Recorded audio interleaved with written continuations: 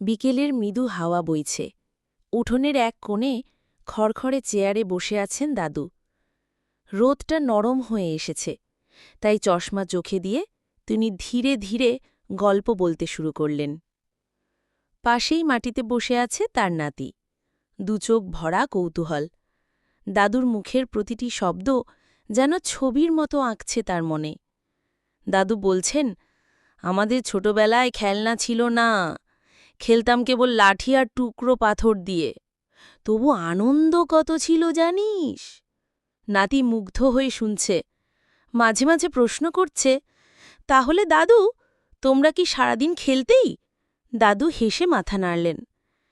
না রে, অনেক কষ্টও ছিল, কিন্তু গল্পগুলো আজও মনে পড়ে, কারণ তখন মানুষের মনে ভালোবাসা বেশি ছিল। গল্প শুনতে শুনতে কখন যে বিকেল গড়িয়ে সন্ধ্যা নেমে আসে কেউ খেয়ালই করে না। দাদু আর নাতি